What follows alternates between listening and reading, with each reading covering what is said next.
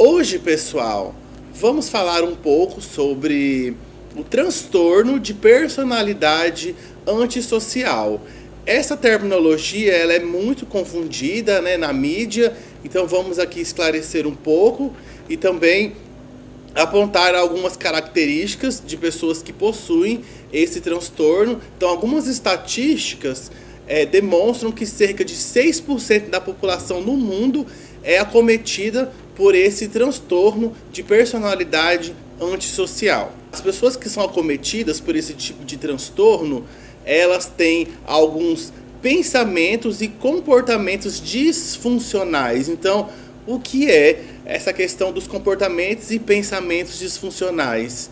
Essas pessoas, elas não têm a distinção, elas não conseguem perceber o que é o certo e o errado. Então, muitas das vezes, elas acabam se comportando dessa maneira e por ser um transtorno, que a pessoa, como eu disse, esse pensamento ele fica distorcido entre o certo e o errado.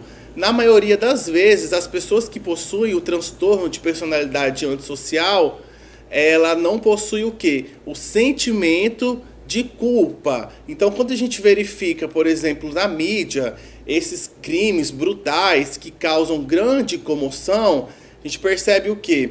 Que aí eles falam, essa pessoa ela é uma sociopata, essa pessoa ela é uma psicopata. Então, nos termos da psicologia e também da psiquiatria, a gente usa esse termo de sociopatia, de psicopatia. São aquelas pessoas que elas não possuem o sentimento de culpa, pessoas que aparentemente são frias, que elas não esboçam nenhum tipo de sentimento. E também tem alguns casos que essas pessoas elas usam do seu charme, usam da sua beleza, até mesmo de argumentação, para poder obter algum fim e gerar algum tipo de prejuízo para o seu semelhante. Então são pessoas que têm o comportamento muito compulsivo de mentir, justamente para poder obter algum tipo de ganho, como eu falei.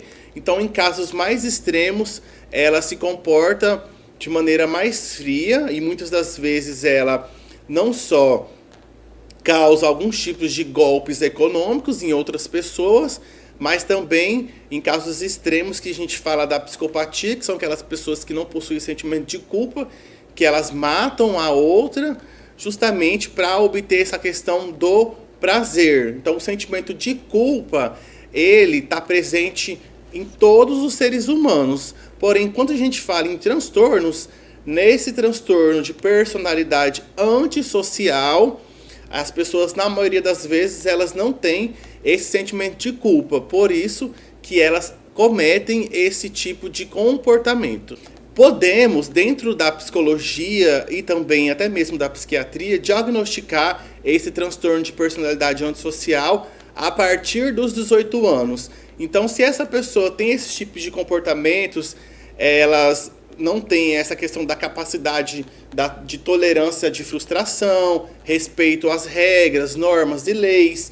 Antes dos 18 anos, a gente costuma conceituar como um transtorno de conduta, que são diversos tipos de comportamento. Então, o transtorno de personalidade antissocial, ele começa o seu auge dos 20 aos 30 anos. E ele é mais predominantemente no sexo masculino. Não que no sexo feminino não exista, mas através de pesquisas, a gente percebe que o transtorno ele é mais presente em...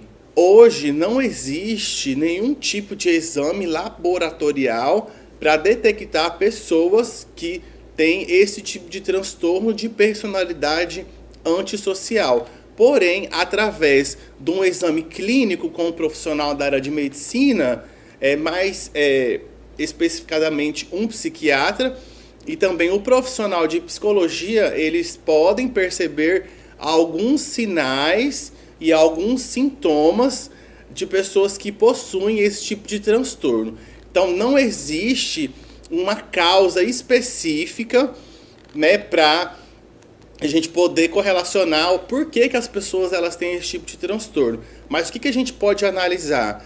que essa questão ambiental, o ambiente que a pessoa vive, principalmente na sua infância, ele pode, não vou dizer que é 100%, mas ele pode justamente acabar influenciando esse indivíduo a cometer diversos tipos de crimes, né? Como também não pode. O que a gente percebe? Um exemplo bem claro para a gente poder fechar.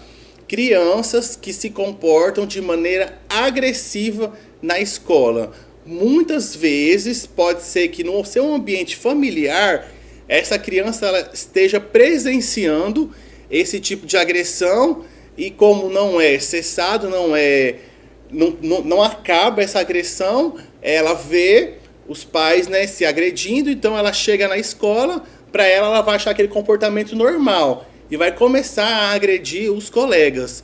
Então assim, nós temos N possibilidades, mas hoje não temos uma causa específica para poder dizer o porquê as pessoas elas têm esse tipo de transtorno. O que a gente pode fazer é estudar essa questão da história de vida deste indivíduo, para a gente tentar analisar pelo todo um contexto, né, um contexto terapêutico e um contexto clínico também.